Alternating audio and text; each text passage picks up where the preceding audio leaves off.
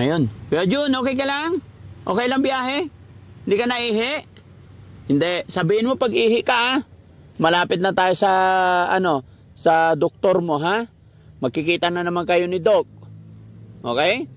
Pag kinakausap ka ni Doc, magsalita ka para mabilis ka nang gumaling, ha? Sabi, mag-usap kayo ni nanay mo. Yaya, na? Very good. Pag uwi, saka kita pagupitan, ha? Salita ka kasi. Yes po. Lakasan mo. Lakasan mo, hindi ko marinig. Malakas. Lakas. Ano pangalan mo? Ilang taon ka na? 15. 15 talaga. So, ayan mga kababayan, mga kabarangay, no? After po ng ilang oras na biyahe, andito na po kami sa bahay pagamutan, malapit na. Gaya ng dati mga kababayan. Pagdating sa loob, tawag nito, wala ng video. Pero sa ngayon, ang mag-a-assist si Yaya at andyan din si Mami Rochelle nasa kabila. So pagdating sa loob, i-assist kayo, no?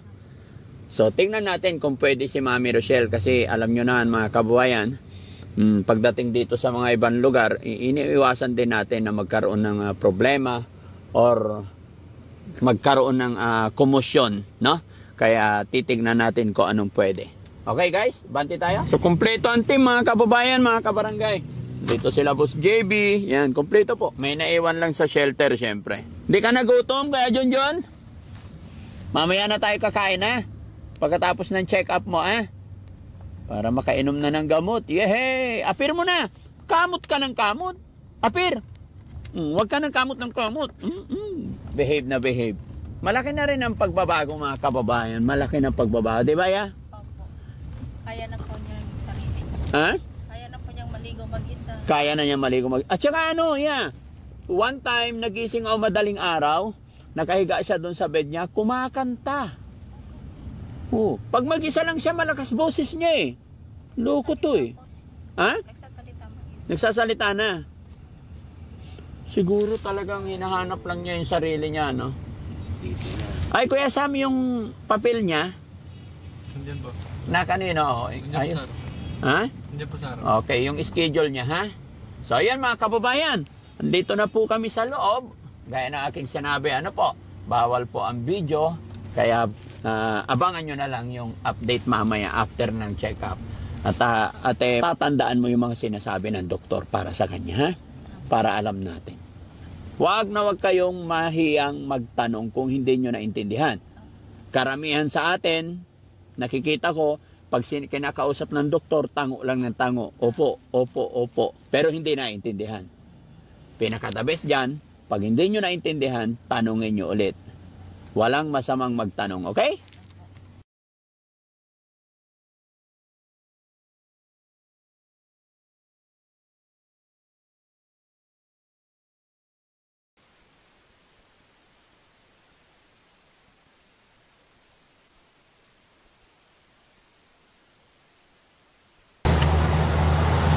Sige, kain muna ha. Yan. Sabog muna to.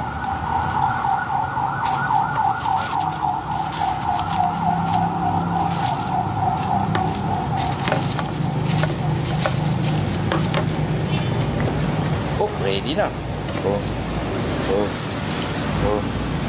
Ay, kutsara. Yo. Ayan, kain na tayo guys. Yo. Kaya Junjun, kaya mo na siya maglas. Yan, sige, kain ka na ba Junjun? Kain na. Isin mo yan, Yan. Sam. Kain na tayo. Ay, ikaw dito ka niya.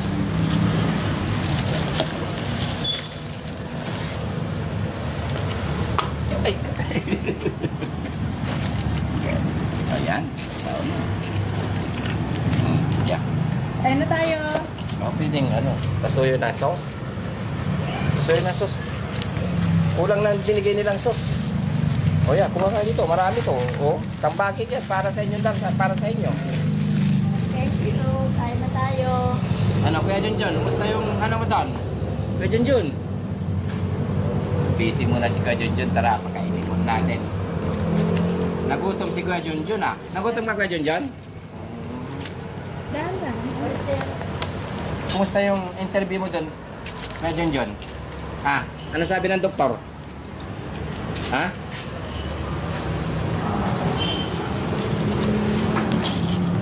Anong sabi ng doktor, Kuya Junjun?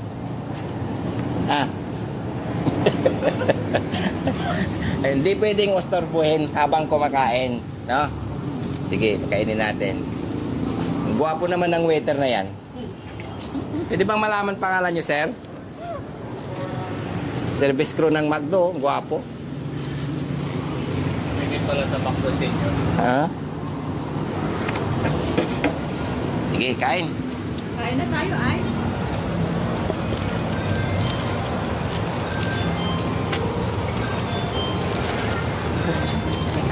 Kain mo mga kababayan. Boss JB, thank you. Daddy Frankie, thank you Daddy Frankie, Boss JB. Ang dami nito, boss. Kumain na kayo lahat, boss? Oo, tapos na. Okay. Pero siyempre, pinag-order namin kayo ulit kasi kailangan. Yan, thank you. Kain po tayo mga kababayan. Ate, Kain po tayo. ate nagutom eh. Oo nga eh. Nagpawisan eh. Okay lang ba yung mga anak? Nagpawisan sa interview. Exam lang yan. Nakapasa. Yeah. Gusto mo malaman kung anong pangalan ng waiter nila dito sa Manila? Ay, sir. Ano pa alam po niya, sir? Wala po. Ha? Wala pa Ano anak. po naman ng Ay. waiter ng ano? Yeah. Ano masasabi mo sa waiter na yan? Parang nagpapakitang gilas. May kislap-kislap yung mata ni Yaya, ha? Parang nagpapakitang gilas. Kain tayo. Kain na tayo. Hindi na magtanggal ng ano, ng sombrero. Uy! Kita yung panot ko eh. Napapanot na ako mga kababayan. Kain tayo, kain tayo. Bigyan Unang kain hagat pa? para sa inyong lahat. Kanin pa? Kanin pa gusto mo?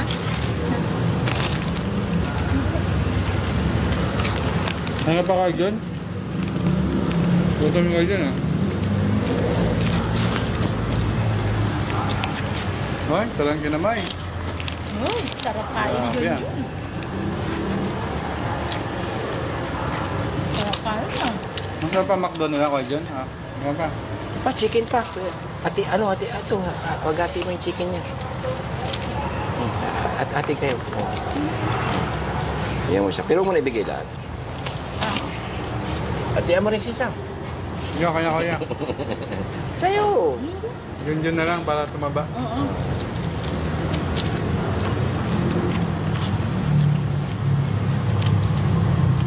Dahan-dahan lang, Kuya Junjun. Danda na Para kain. na lang si Bandam to, ano? Sarap lang kain eh. Kamay yung lagat.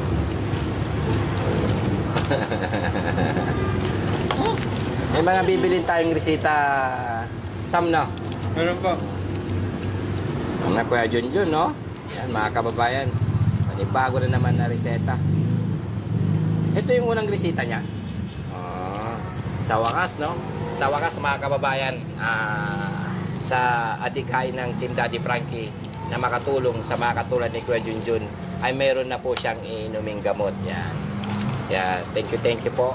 Daddy Frankie Official, mga kababayan. Yan. Dami nito ah. Susunod natin, mga kababayan, si Ate Tintin, saka si Kuya JR. Yan. Bukas saka si ano, no? Bukas, Sam, no? Si Ate Tintin, sa si Ate Maricel. Sila dalawa.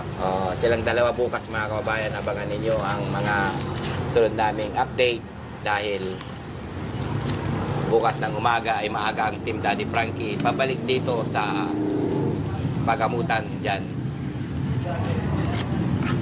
So may schedule pa dyan? Oo. Ay, sunod na schedule ni Kuya Junjun. November 4. November 4. Yan, mga kababayan. Next month, November 4, babalik ulit si Junjun para check ulit ang kanyang kalagayan ni Doktor. So, yun.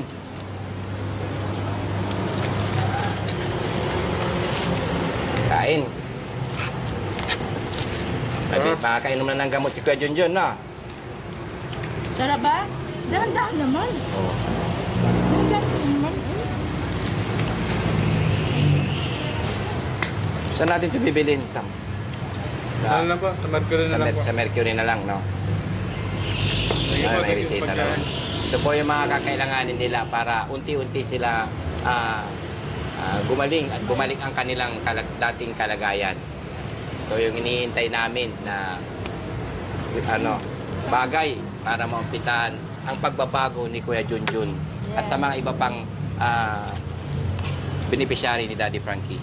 Kaya thank you so much. Walang sawang suporta ninyong lahat niya. Maraming salamat. Oh, inom tubig. O, inom ka tubig. Tubig mo na yan. Dahan-dahan kasi. Para naman Kuya Junjun parang naubusan eh.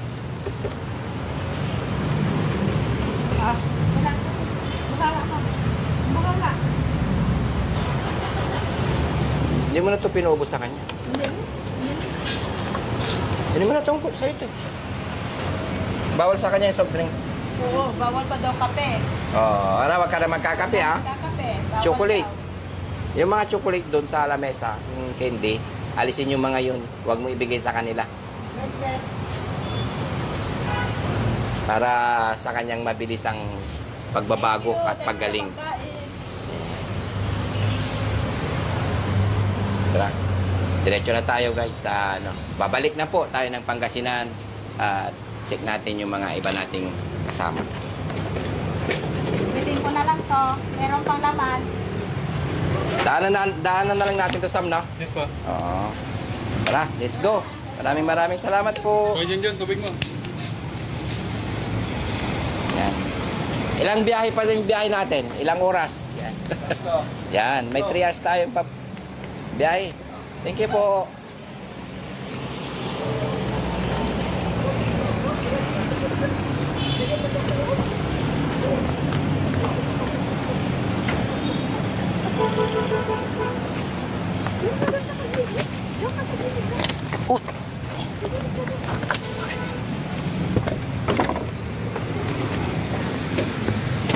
Wait lang, ako pa. Huwag mo kaiwanan. Ayan, let's go. Balik na po tayo mga kababayan sa bahay. Yan, natapos ang pangatlong check-up ni Kuya Junjun, no? Ayan, para ito yung kinakailangan. Dadaanan namin nila Sam ngayon para bilhin. Ayan.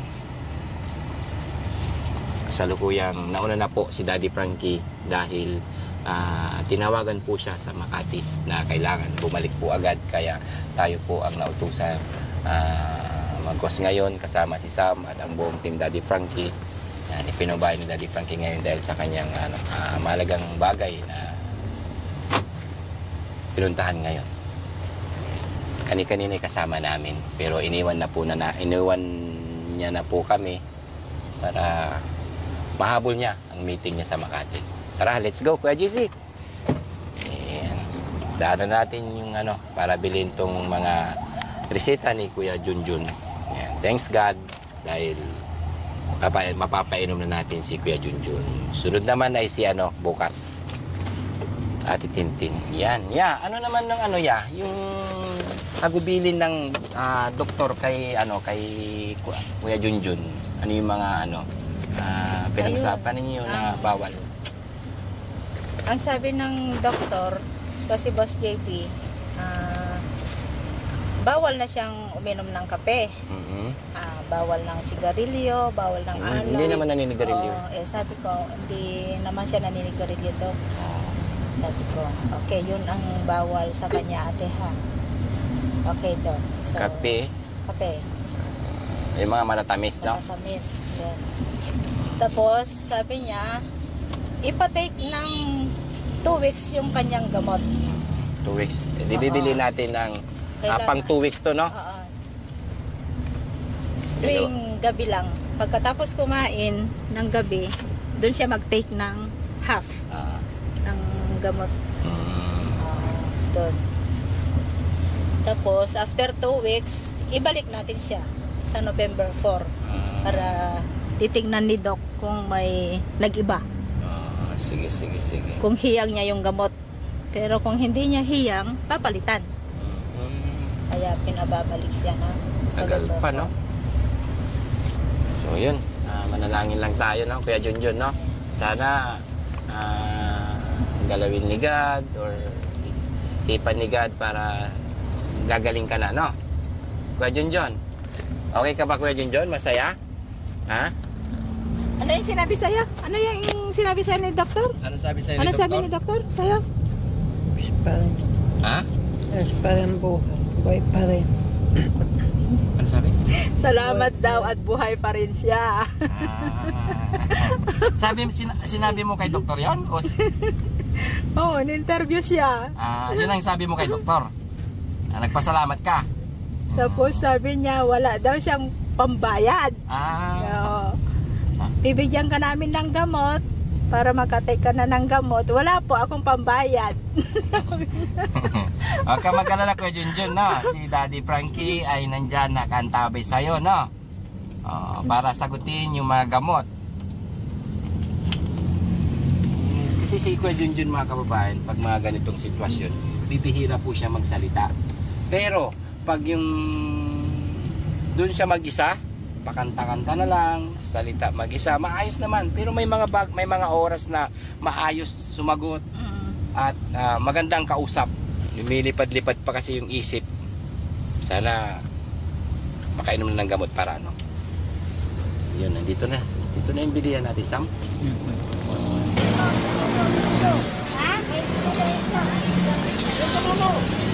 Wala din yung sa likod. Oh! Yun.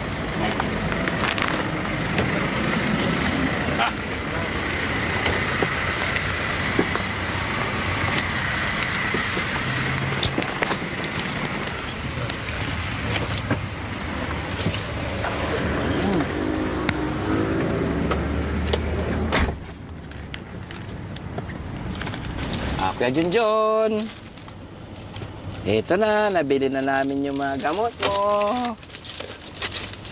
Yeah, ikaw nang bala dito yan, no? Opo. Bakit? Tagtitintin yun, di ba?